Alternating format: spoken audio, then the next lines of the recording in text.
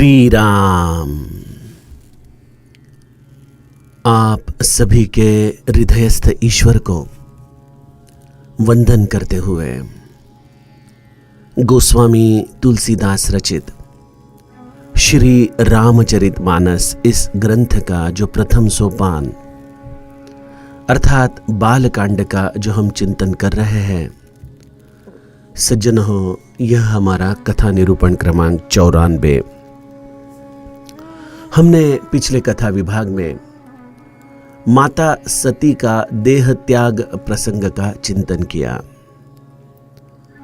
महादेव की पत्नी, उनकी प्रियतमा सती अपने पति के उपदेश के अनुसार आचरण नहीं कर पाई, ना वह प्रभु रामचंद्र की परीक्षा लेने से खुद को रोक सकी। और जब महादेव कह रहे थे कि पिता के घर जाने में आपका अकल्याण होगा, फिर भी हरि इच्छा भावी बलवाना, इस कारणवश माता सती अपने पिता के घर पहुंची। और दक्ष के इस यज्ञशाला में वही हुआ जो महादेव माता सती को कह रहे थे कि वहां पे तुम्हारा मान मर्यादा, इसको कोई संभालेगा नहीं। माता सती के मां ने थोड़ी बहुत प्रीति दिखाई, लेकिन समस्त लोग दक्ष त्रास काहू न सन्मानी, दक्ष के दबाव में थे समस्त लोग। और इसके कारण वहां पे ऋषि मुनि अनेक तत्व चिंतक उपस्थित थे, लेकिन किसी ने भी माता सती की पक्ष में अपना मत रखा नहीं। दक्ष को उन्होंने विरोध जताया नहीं। और महादेव का हिस्सा यज्ञ के लिए जब माता सती ने देखा कि अपने पिता ने नहीं रखा है, तो यह जाति अवमान उन्हें योगाग्नि की तरफ ले गया। आइए यहां से आगे का कथा विभाग गायन करें। समाचार सब शंकर पाए, वीरभद्र करी कोप पठाए। यज्ञ विधन सजाई तिन्ह कीना, सकल सुरन विधिवत फलुदीना। भय जग विदित दक्ष गति सोई, जसि कछु शंभु विमुख कह होई। यह इतिहास सकल जग जानी, ताते मैं संक्षेप बखानी। सती मरत हरि सन बरु मागा, जन्म जन्म शिव पद अनुरागा। तेहि कारण हिमगिरि गृह जाई, जनमी पार्वती तनु पाई। जब ते उमा शैल गृह जाई, सकल सिद्धि संपत्ति तह छाई। जह तह मुनि न सुआश्रम कीन्हे, उचित बास हिम भूधर दीन्हे। सदा सुमन फल सहित सब द्रुम नव नाना जाति, प्रगति सुंदर शैल पर मनिया कर बहु भांति सियावर। रामचंद्र प्रिय हो।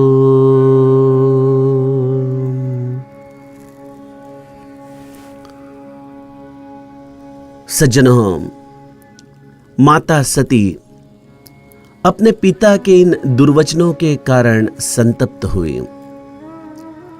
उन्होंने प्रति उत्तर देते हुए केवल अपने पिता को ही दुर्वचन नहीं कहे, वहां जितने उपस्थित सभासद थे, जितने मुनिवर थे, उन सभी को माता सती ने एक ही पृच्छा की कि आप दक्ष के इन वचनों को सुनने के पश्चात मौन कैसे धारण कर सकते हो। यहां पे महादेव का सीधा सीधा अवमान हो रहा है। आप शास्त्र जानते हो, यज्ञ में महादेव के अधिष्ठान के सिवा पूर्णाहुति हो नहीं सकती, यह भी आप जानते हो। फिर भी आप दक्ष को कोई सुझाव क्यों नहीं दे रहे हो। मैं एक अबला स्त्री यहां पे अपना पक्ष रख रही हूं। जो सत्य है आप जानते हो, आपका अंतर्मन जानता है, लेकिन उसके पश्चात भी आप मौन धारण किए हो। सुंदरकांड में एक बहुत अद्भुत प्रसंग है कि जब रावण मंदोदरी को कैसे तो समझाता है कि आप डरो मत, जो आवे मर कट कट काई, जिये ही बिचारे निसीचर खाई। अगर वो आएंगे बानर भालू, तो यहां पे जो निशाचर भूखे बैठे हैं वो सब उन्हें खाकर अपनी तृष्णा खत्म करेंगे। ऐसा तैसा कुछ कह के रावण ने मंदोदरी को तो समझाया, और जब वह सिंहासन पर जाके बैठा, उसने देखा अपने समस्त सचिव उपस्थित है, मंत्रीगण उपस्थित है, तो उन्होंने उनसे एक प्रश्न किया, बूझेसी सकल उचित मत कहे हूं। समस्त सचिवों को पूछा कि आप मुझे उचित सलाह दीजिए कि सिंधु पार यह जो सेना आई है, तो हम लंकावासी क्या निर्णय लें, क्या उनसे युद्ध करें या उनसे समझौता करें। और उस वक्त समस्त मंत्री सभासद मौन धारण करके हंसते हैं और हंसकर रावण को यही कहना चाहते हो कि जीते हो सुरासुर तब श्रम नाही। आपने तो सूर और असुर दोनों को जीता है और आपको यह कार्य करने में विशेष कोई कष्ट नहीं हुआ। यह तो सामान्य मनुष्य है, नर बानर के ही लेखे माही। ये बानर भालू आपके लिए कोई चुनौती पेश नहीं करेंगे प्रभु। क्या ये सचिव सत्य कह रहे हैं? इनके हंसने के पीछे का राज क्या है? गुरु कृपा से मुझे ऐसा लगता है कि रावण का राज करने का जो तरीका था वह हुकुमशाही का तरीका था। जैसे हुकुमशाह राजा अपने खिलाफ कोई मत प्रदर्शन नहीं चाहता। जैसे हमने पुराने इस्लाम के राज्यसभा में देखा है कि कई बार कत्ले आम के आदेश दिए जाते हैं क्योंकि उन्होंने तख्त को चुनौती दी, उनके खिलाफ कोई मत प्रदर्शन किया। इसलिए ऐसी सभाओं में हमेशा उचित मत देना असंभव हो जाता है लोगों के लिए। और दूसरी चीज, वो हंसकर जवाब देते हैं क्योंकि वो जानते हैं कि हमने कोई भी जवाब दिया तो भी आपका निर्णय तो अंतिम है और आप तो निर्णय ले चुके हो। आप युद्ध के सिवा रुकने वाले नहीं हो। तो इसलिए गोस्वामी जी जब ऐसे सचिवों की तरफ देखते हैं तो कहते हैं, सचिव वैद गुर तीनी जो प्रिय बोलहि भय आस, राज धर्म तन तीनी कर हो यही बेग ही नास। सचिव, वैद्य और गुरु, अगर ये तीनों अविवेक धारण करके अपने स्वयं के कोई स्वार्थ में कमी न हो, इस प्रकार से अगर राजा को विपरीत उपदेश देने लगे, विपरीत सूचनाएं देने लगे, तो गोस्वामी जी कहते हैं ऐसा करने से सचिव के कारण राज, वैद्य के कारण तन और गुरु के कारण धर्म, इन तीनों की हानि, और वह भी तुरंत होती है। तो यहां पे दक्ष की सभा में शायद मुनीश्वर खड़े थे जो धर्म का पालन करना उनकी जिम्मेदारी है। वहां पे सचिव थे जो दक्ष को समझा सकते थे कि प्रभु आप अभी अभी प्रजापति हुए हो, लेकिन महादेव तो इस ब्रह्मांड के नायक हैं। आप उनसे बैर करके अपना स्थान अबाधित नहीं रख पाओगे। और वैद उन्हें शायद समझा सकता था कि प्रभु ऐसा क्रोध करना उचित नहीं है, लेकिन तीनों ने भी चुप्पी साधी है। कोई हित की बात करने के लिए तैयार नहीं है। तो ऐसी सभा दंडनीय है। ऐसी सभा में उपस्थित प्रत्येक व्यक्ति दंड के लायक है, और दक्ष को तो कड़ी से कड़ी सजा मिलना यह स्वाभाविक है। और जैसे ही माता सती ने योगाग्नि से अपने स्वयं के देह को त्याग कर दिया, अस कही जोग अगिनि तनु जारा, भयहु सकल मख हाहाकारा। समस्त यज्ञशाला में हाहाकार हो गया। सभी अत्यंत भयभीत हो गए। वह जगदम्बा का स्वरूप सती के शरीर से प्रकट हुआ और योगाग्नि से इस शरीर को भस्म करके वह चेतना अपने महादेव के चरणों की तरफ निकल गई। सती की समाप्ति हो गई, देह खत्म हो गया, संशय वैसे के वैसे ही बचा है। गोस्वामी जी कहते हैं कि जब यह समस्त समाचार महादेव जी के पास आया, तो महादेव जी ने अपने हृदय में समस्त घटनाओं को उनका अवलोकन किया, और अवलोकन करने के पश्चात उन्होंने देखा कि किस तरह से मेरे परम प्रिय पत्नी सती को इस यज्ञशाला में छला गया है। किस तरह से दक्ष ने अत्यंत कटु वचन अपने पत्नी को कहे हैं। और यह सुनते ही महादेव का संताप प्रकट हुआ है। समाचार सब शंकर पाए। और जैसे ही महादेव ने ये समाचार पाया, उन्होंने क्रोध से अपनी जटा को भूमि पर ढकेला है, और उसमें से वीरभद्र नाम का उनका एक गण प्रकट हुआ। असीम शक्ति का यह गण, यह तो प्रति महादेव ही है। और ऐसे गण को क्रोधित करके महादेव जी ने उन्हें आदेश दिया कि जाओ, दक्ष का यह यज्ञशाला विध्वंस करो, और दक्ष और उनके सहित समस्त उपस्थित लोगों को उचित दंड दे दो।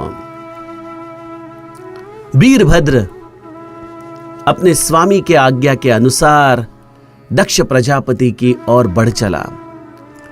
वीरभद्र आज उन समस्त सभासदों के मृत्यु के रूप में, यह काल भैरव उस सभा की ओर अग्रसर हो रहा था।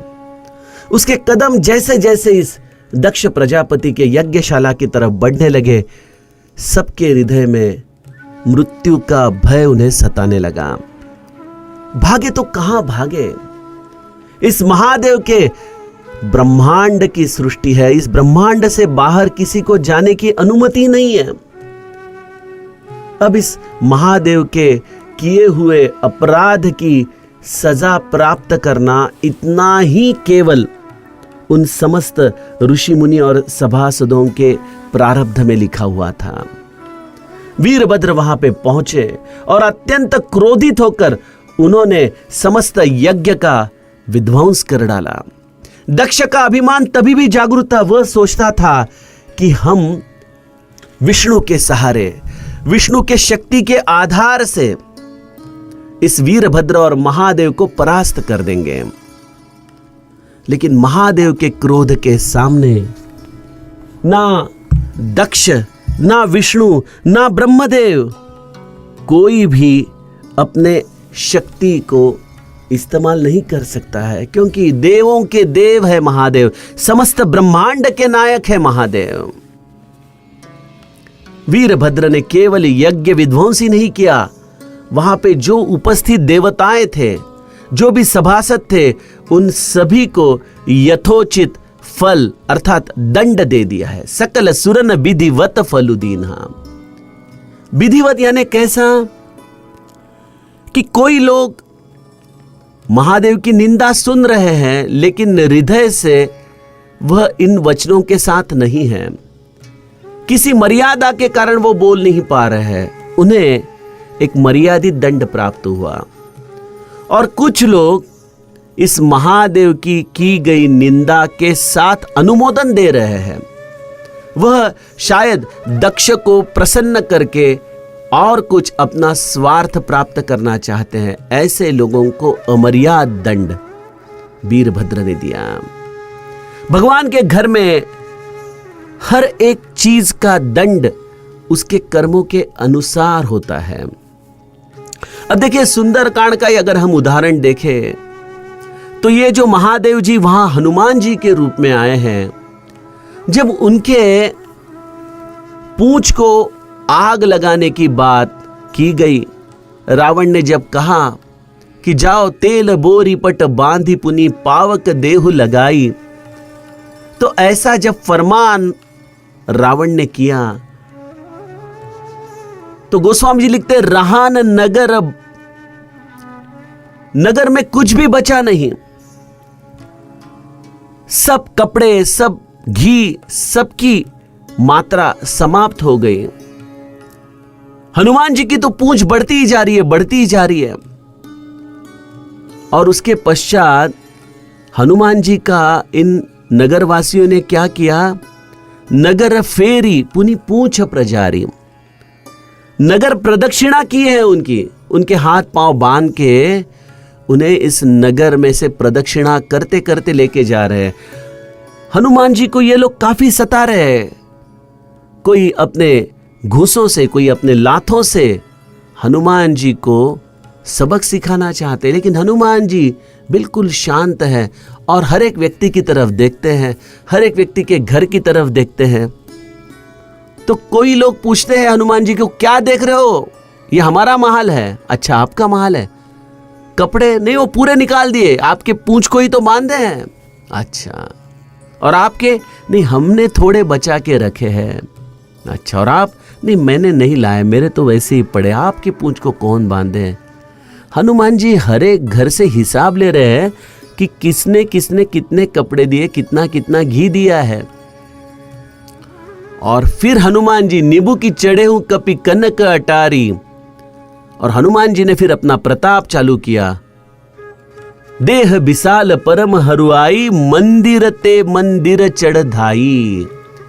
हर एक मंदिर के ऊपर जाकर उस मंदिर से मिले हुए कपड़े और घी के मात्रा के अनुसार हनुमान जी उस महल में आग लगा रहे हैं। और विभीषण ने क्या दिया था? विभीषण ने मैत्री दी, विभीषण ने सख्यत्व दिया, विभीषण ने भक्ति का पताया उन्हें बताया। और इसलिए जारा नगर निमिष एक माही, एक विभीषण कर गृह नाही। केवल एकमात्र विभीषण को इस हनुमान जी के क्रोध से छुटकारा मिला। उनके एक ही घर को जलाया नहीं गया, अन्य समस्त घर जलाए गए। जितनी मात्रा में घी और कपड़े दिए गए, उतनी ही मात्रा में हनुमान जी ने उन्हें रिटर्न गिफ्ट दिया है।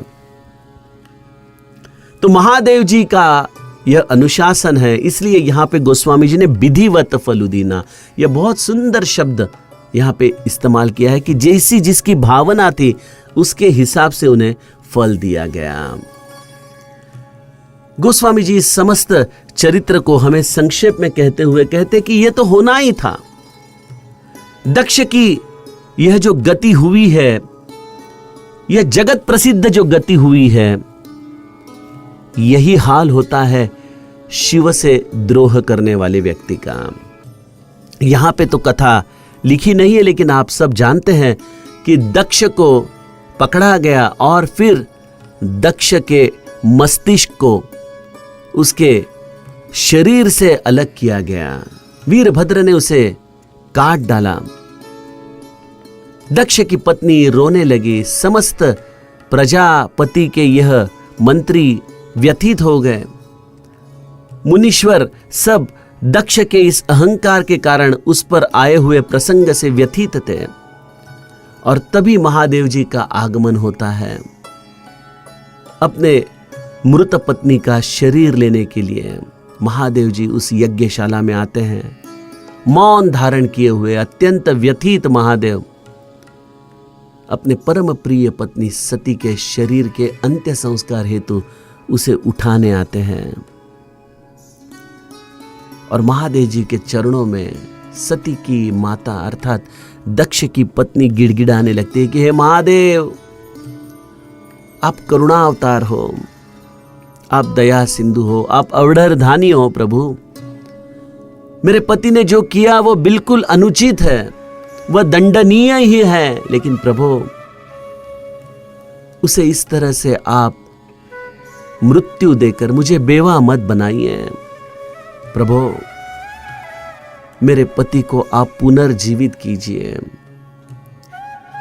यद्यपि दक्ष पुनर्जीवित होने के कोई अधिकार का नहीं था, लेकिन मेरे महादेव ने उन्हें पुनर्जीवन दिया, लेकिन एक ही दंड दिया कि उनके सिर के जगह पे अब बकरे का सिर लगाया गया और इस बकरे के सर के द्वारा दक्ष महादेव जी के चरणों में गिर पड़ा, शरणागत हुआ और उसके इस कठोर कृपा के द्वारा महादेव जी ने दक्ष का भी उद्धार किया। यह समस्त चरित्र शिव महापुराण में आपको प्राप्त होगा। गोस्वामी जी कहते हैं कि यही गति होती है एक शिवद्रोह की करने वाले की। इसलिए जीवन में एक ही चीज कीजिए, कभी महादेव से बैर मत कीजिए, क्रोध मत कीजिए। हम देखते हैं सांप्रदायिकता इतनी बढ़ चुकी है कि जो हरि का भक्त है वो हर को नहीं मानता और जो हर का भक्त है वो हरि को नहीं मानता। इन दोनों में ही हम स्पर्धा लगा देते हैं और इसमें अगर किसी का नुकसान होता है तो इस संकुचित विचारधारा करने वाले जीव का नुकसान है। इसलिए सज्जनों, प्रभु रामचंद्र का अगर प्रेम प्राप्त करना है तो एक ही चीज कीजिए, मन वचन कर्म से महादेव जी की प्रार्थना कीजिए। उनके चरणों में आप अत्यंत प्रेम विवल से, शरणागत भाव से प्रभु रामचंद्र के प्रति प्रेम की पृच्छा कीजिए। यही महादेव की सर्वोत्तम पूजा है। और यह प्रत्यक्ष प्रभु रामचंद्र यह विष्णु रूप में देवर्षि नारद को कहते हैं कि जब तक महादेव जी आप पर कृपा नहीं करते तब तक मेरी भक्ति आपको प्राप्त नहीं हो सकती। और इसलिए सज्जनों, महादेव से प्रेम करें, महादेव की भक्ति करें और महादेव अर्थात यह सद्गुरु तत्व, अपने गुरु के चरणों पर आप नित्य आश्रित रहे। यही महादेव की सर्वोत्तम पूजा है। गोस्वामी जी कहते हैं, यह इतिहास सकल जग जानी, ताते मैं संक्षेप बखानी।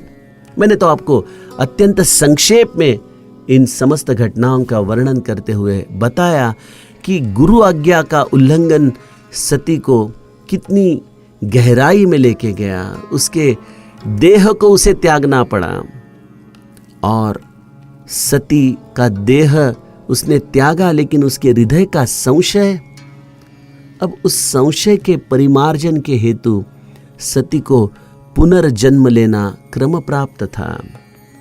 गोस्वामी जी कहते, सती मरत हरि सन बरु मागा, जन्म जन्म शिव पद अनुरागा। ते ही कारण हिम गिरि गृह जाई, जन्मी पार्वती तनु पाई।